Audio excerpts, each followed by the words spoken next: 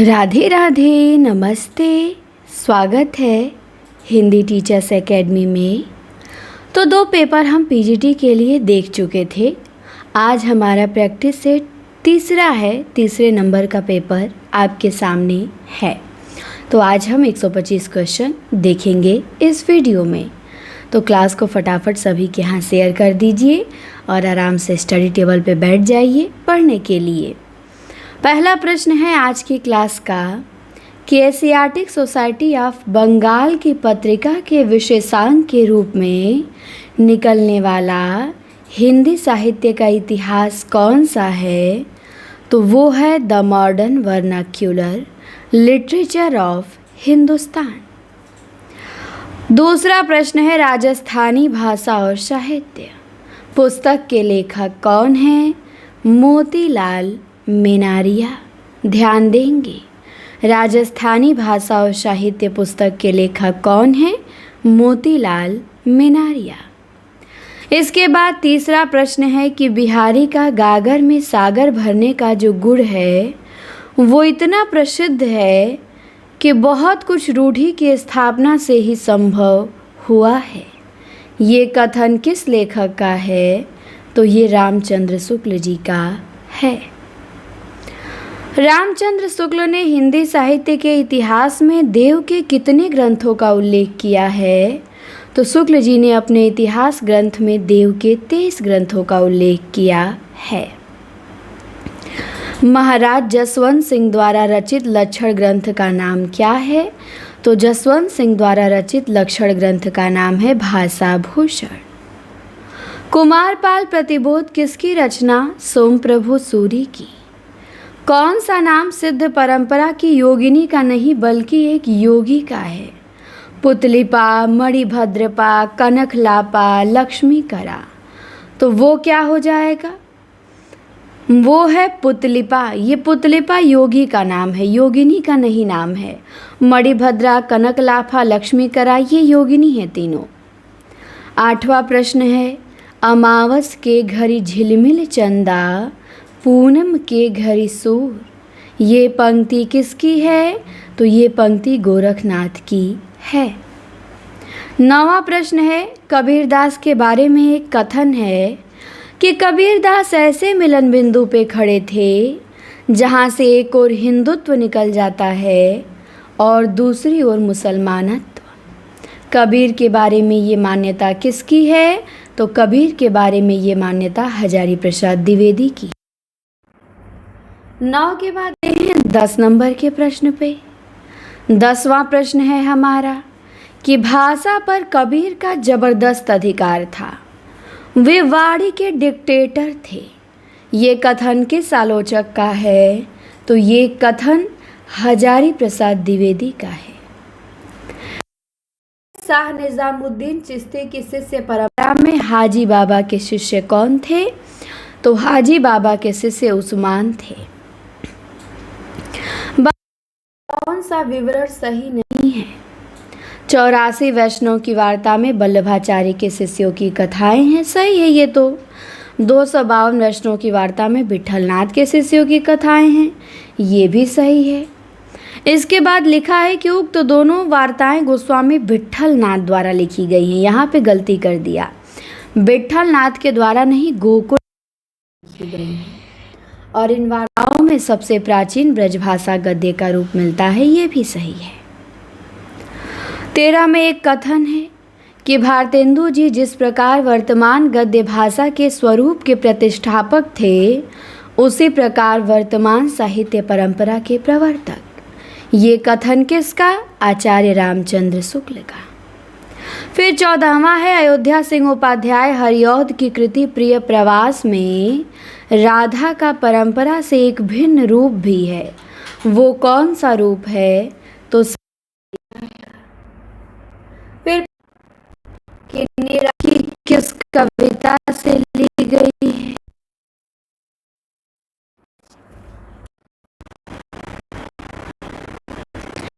पंक्ति है यह कह उठे राम जो मंद घन, कहती थी माता मुझको सदा राजीव नयन। तो तो ये पंक्ति राम की शक्ति पूजा कविता से ली गई है। 16 नंबर में पंक्ति है, आज नदी बिल्कुल उदास थी, सोई थी अपने पानी में। ये किसकी है? केदारनाथ अग्रवाल की। 17 में है, प्रयोगवाद का प्रवर्तक किसे माना जाता है? तो प्रयोगवाद का प्रवर्तक माना जाता है अज्ञेय जी को। सच्चिदानंद हीरानंद वात्स्यायन अज्ञेय जी प्रयोगवाद के प्रवर्तक हैं। 18 नंबर में एक पंक्ति है कि सहमति नहीं, ये समकालीन शब्द नहीं है, इसे बालिगों के बीच चालू मत करो। ये पंक्ति किस कविता से ली गई है? तो ये धूमिल की कविता नक्सलवाड़ी से ली गई है। रामचंद्र शुक्ल जी के अनुसार खड़ी बोली गद्य की पहली रचना कौन सी है? तो शुक्ल जी के अनुसार खड़ी बोली गद्य की पहली रचना है चंद छंद वर्णन की महिमा। फिर 20 नंबर में है, यह शाम पराजय की भय की संशय की, भर गए तिमिर से ये सूने गलियारे, जिनमें बूढ़ा झूठा भविष्य याचक सा है, भटक रहा टुकड़े को हाथ पसारे। ये पंक्ति किस रचना से है? तो ये पंक्ति अंधायुग से है। फिर 21 नंबर में है, औरंगजेब की आखिरी रात एकांकी के लेखक कौन है? तो रामकुमार वर्मा है। फिर 22 नंबर में है कि किस्सा और दृष्टि को जोड़ने वाला तत्व उपन्यास में चरित्र सृष्टि है। ये किसका कथन है? तो ये राम स्वरूप चतुर्वेदी जी का कथन है। गिरती दीवारें उपन्यास है किसका?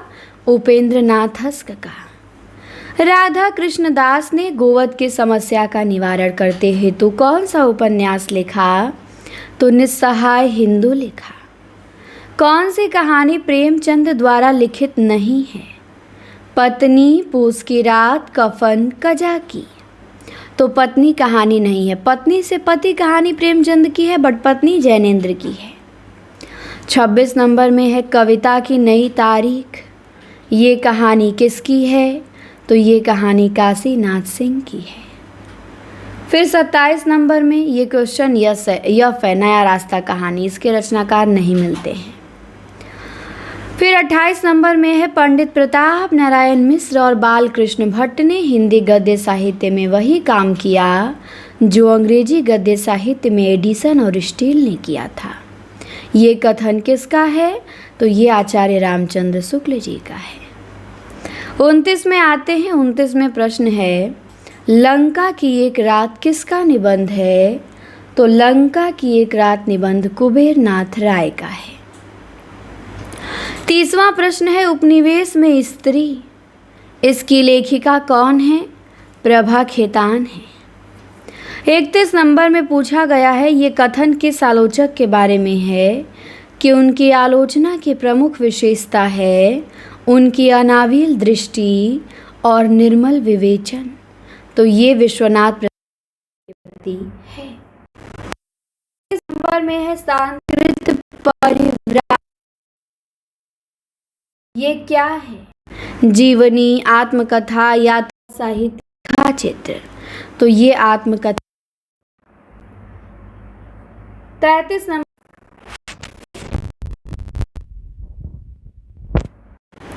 की आत्मकथा में लेखक अपने जीवन की प्रायः आद्योपांत कहानी लिखता है और आत्मसंस्मरण में जीवन के एक सीमित खंड के संस्करण लिखता है। ये कथन किस विद्वान का है? तो ये डॉक्टर दशरथ ओझा का है। यही कहते हैं कि आत्मकथा में लेखक प्रायः आद्योपांत कहानी लिखता है और आत्मसंस्मरण में जीवन के एक सीमित खंड के संस्करण लिखता है। 34 नंबर का है, विष्णु प्रभाकर को आवारा मसीहा लिखने में कितने वर्ष लगे? 14। रामकृष्ण परमहंस के जीवन को लक्ष्य करके लिखी गई पुस्तक हलचल के पंख किसने लिखा है? तो हलचल के पंख मोहन अवस्थी ने लिखा है। राधिया महादेवी वर्मा के किस संस्मरण की पात्र है? तो राधिया बदलू। संस्मरण साहित्य में महादेवी वर्मा का संस्मरण नहीं है। स्मृति की रेखाएं, यामा, पथ के साथी, अतीत के चलचित्र। तो यामा महादेवी वर्मा की काव्य कृति है। फिर 38 नंबर में है प्रज्ञा प्रवाह में संकलित पाठ महाकवि जयशंकर प्रसाद किस विधा की रचना है? तो महाकवि जयशंकर प्रसाद रे। इसके बाद 39 नंबर में आते हैं। 39 नंबर का प्रश्न है कि प्रिंस ऑफ वेल्स की भारत यात्रा का विस्तृत और ब्यौरेवार वर्णन युवराज की यात्रा शीर्षक से किसने किया? तो चंडी प्रसाद सिंह ने किया। 40 में आ जाइए। अरे ययावर रहेगा याद में संकलित परशुराम से तुरखम पाठ के संदर्भ में क्या क्या सही है? तो क्या क्या सही है? एक टायर की राम कहानी और लेखक के चालाक की कहानी। तो 1 और 2 विकल्प नंबर सी सही है। हिंदी यात्रा साहित्य के जनक कौन कहे जाते हैं? तो हिंदी यात्रा साहित्य के जनक राहुल सांकृत्यायन कहे जाते हैं। 42 नंबर में है कि कौन सा अर्थ दोष के अंतर्गत आता है? कष्टार्थत्व, न्यून पदत्व, अप्रयुक्तत्व, अधिक पदत्व। तो कष्टार्थत्व ये अर्थ दोष के अंतर्गत आता है। दंडी के काव्य शास्त्रीय ग्रंथ का नाम बताइए। तो दंडी के काव्य शास्त्रीय ग्रंथ का नाम काव्यादर्श है। अलंकार संप्रदाय के प्रवर्तक भामा हैं। निम्नलिखित में से कौन अर्थ प्रकृतियों के अंतर्गत नहीं आता है? कार्य, पताका, प्रकरी, विषादांत। तो 45 का हो जाएगा डी। बीज, बिंदु, पताका, प्रकरी, कार्य ये 5 अर्थ प्रकृतियां हैं, विषादांत नहीं है। इसके बाद 46 में है पंक्ति है पूछा गया कौन सा रस है? उधर गरजती सिंधु लहरिया कुटिल काल के जालों से चली आ रही फेन उगलती फन फैलाए व्यालों से। इस पंक्ति में रस कौन सा है? भयानक रस है। 47 में है चंपक हरवा अंग मिली अधिक सुहाए जानी परे सिय हियरे जब कुंभिलाए। इस पंक्ति में कौन सा छंद है? बरवे है। और अलंकार पूछेगा तो अलंकार इसमें उन्मिलित है। इसके बाद 48 में है कंकन किंकिन नुपुर धुनी सुन कहत लखन सन राम हृदय गुनी।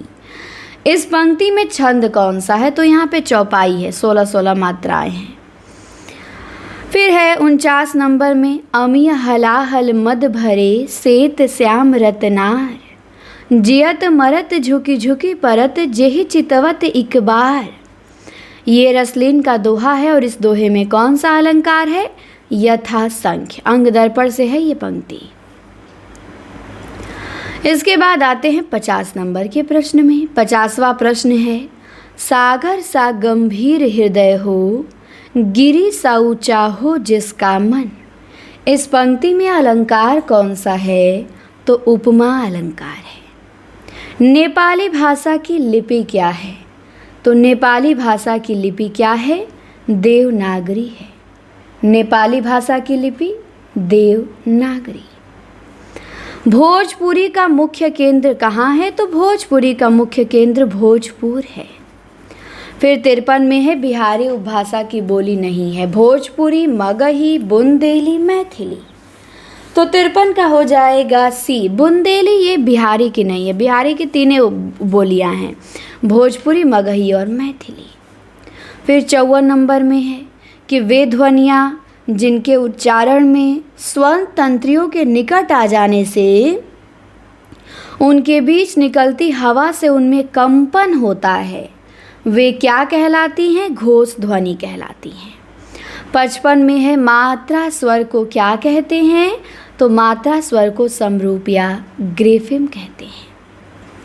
व्यक्तिवाचक संज्ञा नहीं है। त्रिपिटक, भारत, लेखक, गंगा। तो 56 का हो जाएगा सी। लेखक में जातिवाचक संज्ञा है, व्यक्तिवाचक नहीं है। 57 में है निम्नलिखित वाक्यों में से आपादान परसर्ग युक्त वाक्य कौन सा है? हम कान से सुनते हैं, यहाँ तो करड़ हो गया। मोहन से उठा नहीं जाता, करड़ हो गया। राम ने अपने पुत्र से नाता तोड़ लिया, अलग कर लिया अपने को, उस अपने पुत्र से नाता तोड़ लिया। अलगाव के सेंस में आपादान होता है, से आ गया, आपादान का चिन्ह भी है से। फिर 58 में है कौन सा शब्द स्त्रीलिंग है? आशा, प्रश्न, सुख, मुख। तो 58 का हो जाएगा आशा स्त्रीलिंग है। कौन सा शब्द सदैव बहुवचन में प्रयोग होता है? 59 में बताएंगे। प्राण, भक्ति, शिशु, पुस्तक। तो सदैव बहुवचन में प्राण का प्रयोग होता है। महा प्लस उर्मी मिलेगा तो क्या बनेगा? महा प्लस उर्मी मिलेगा तो महोर्मी बनेगा। बैलगाड़ी में समास बताइए।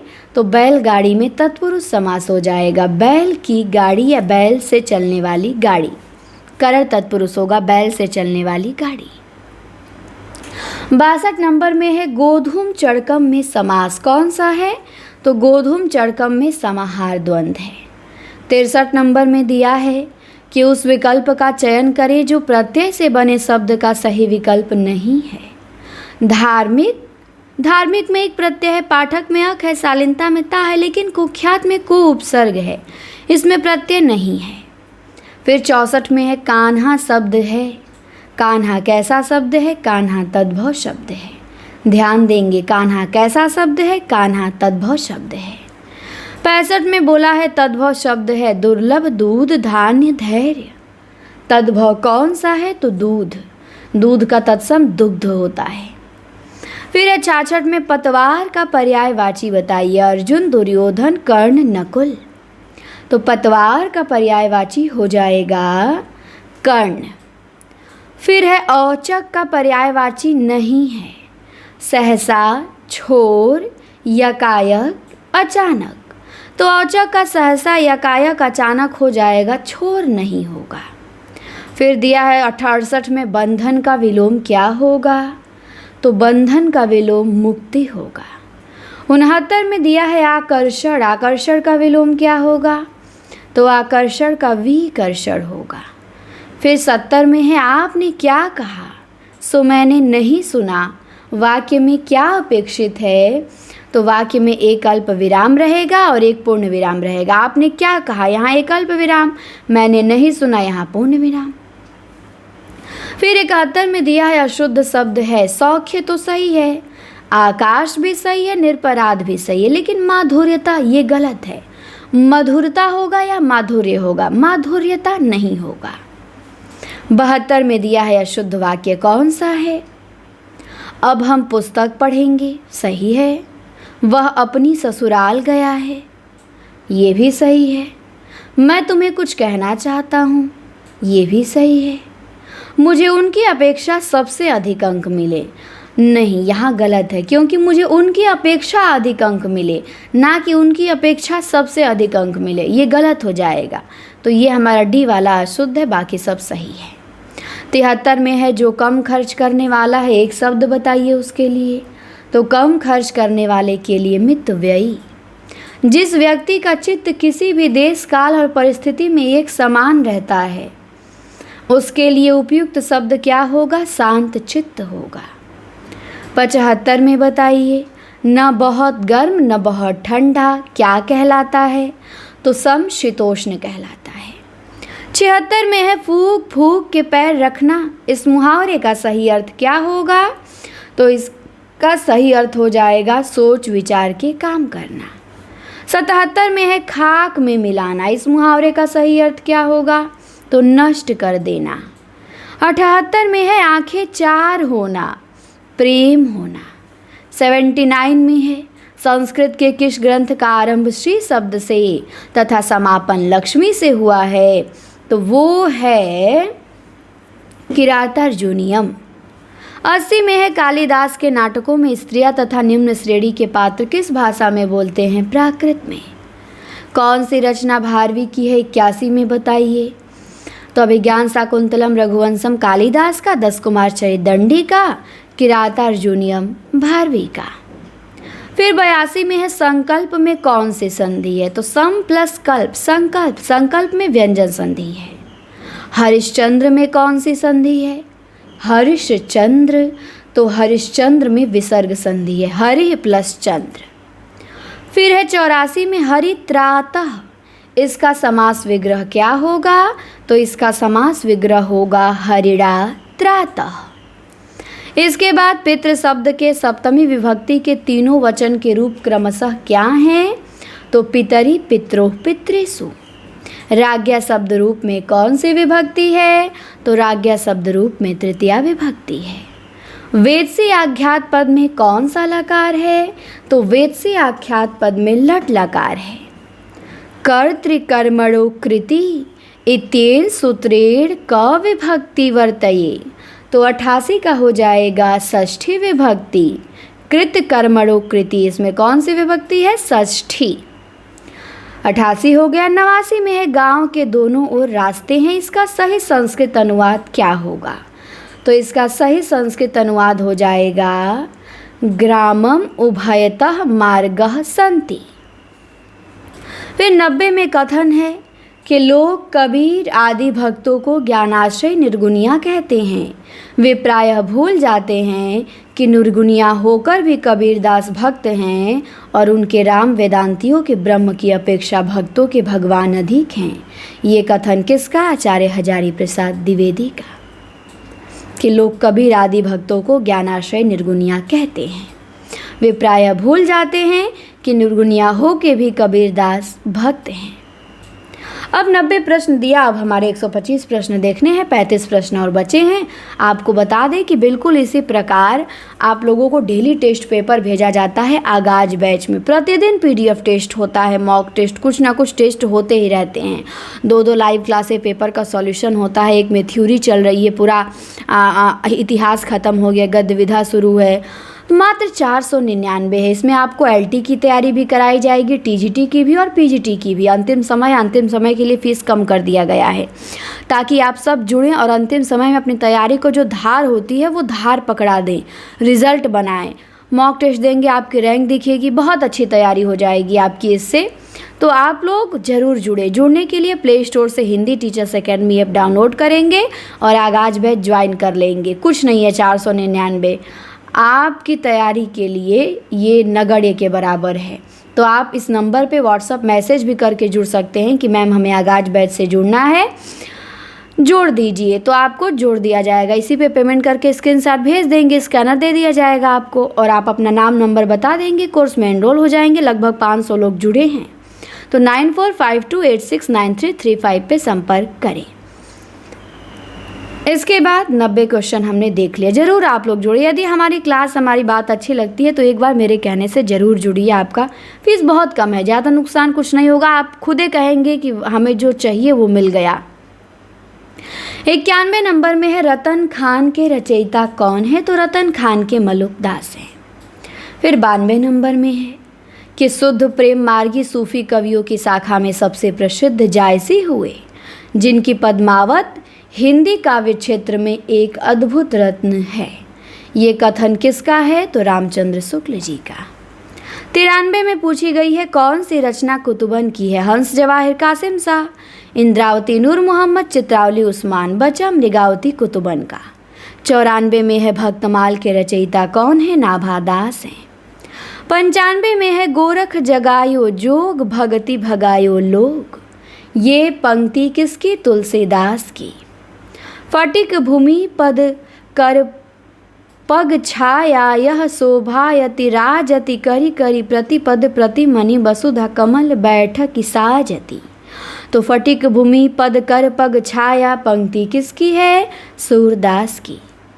रामचंद्र शुक्ल ने हिंदी साहित्य के इतिहास में दर्ज अष्टछाप के प्रारंभिक 4 कवियों का सही अनुक्रम क्या बताया है? तो उन्होंने बताया है कि सबसे पहले प्रसिद्धि के आधार पे वो रखे हैं कवियों को। सबसे फेमस सूरदास है सूरदास, इसके बाद नंददास है नंददास, इसके बाद कृष्णदास है कृष्णदास, फिर सबसे अंत में परमानंद दास।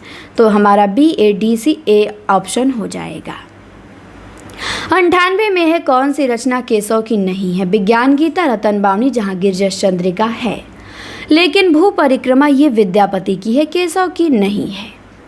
99 में आ जाइए। पंक्ति पूछी गई है कि छीनी पितंबर कमर ते, सुविदा दई मिड़ी कपोलन रोरी, नैन नचाए कहे मुस्काए, लला फिर अयो खेलन होरी। ये पंक्ति किसकी है? तो ये पंक्ति पद्माकर की है। फिर 100 नंबर का प्रश्न है कि मधुप उपनाम से काव्यानुवाद करने वाले कवि कौन हैं? मैथिली शरण गुप्त हैं। बहुत अच्छे क्वेश्चन हैं, बहुत अच्छे। अब 101 नंबर पे आते हैं। प्रतिक्षण नूतन वेश बना के रंग बिरंग निराला, रवि के सम्मुख थिरक रही है नभवे वारिदमाला। ये पंक्ति किसकी? रामनरेश त्रिपाठी की। फिर 102 में है छायावाद के बारे में शुक्ल जी की स्थापनाएं क्या हैं? तो शुक्ल जी की स्थापनाएं हैं कि छायावाद बड़ी सहृदयता के साथ प्रभाव साम्य पे लक्ष्य रख के चला है। फिर दूसरा है कि छायावाद की रचना गीतों के रूप में ही अधिकतर होती हैं, तो ए और बी हो जाएगा सही। 103 में है यह देह भाव भ्रांति है। ये कथन किसका है? तो ये कथन है उर्वशी का कि यह देह भाव भ्रांति है। कुरुक्षेत्र कविता का मुख्य रस क्या है? तो कुरुक्षेत्र में वीर रस की प्रधानता है। निराला की किस कविता में यथार्थवादी चेतना स्पष्ट रूप से दिखाई देती है? कुकुरमुत्ता में। 105 हमने देखा। और आपको बता दें कि आगाज बैच से यदि आप जुड़ते हैं तो वहाँ आपको वन लाइनर क्वेश्चन 3-4 हज़ार PDF दिया जाएगा, जो शुक्ल जी बच्चन सिंह के बुक से है बनाया गया, खुद बनाए हैं। और वो एग्ज़ाम के टाइम में आप लास्ट टाइम में यही सब कंटेंट चाहिए। देखिए मैंने बहुत शॉर्ट नोट्स बनाए हैं, सब आपको शेयर किया जाएगा। तो लास्ट टाइम में यही सब चीज़ें आपको चाहिए और वो सब आपको PDF मिलेगा प्रिंट आउट निकाल के, और आप उसे पढ़ते रहेंगे। 1 हफ्ता भी नहीं लगेगा, सारा रिवीजन कर लेंगे आप अपना कोर्स। तो आप बहुत अच्छे से रिवीजन करके और एग्ज़ाम की तैयारी कर सकते हैं। तो आगाज बैच से ज़रूर जुड़िएगा।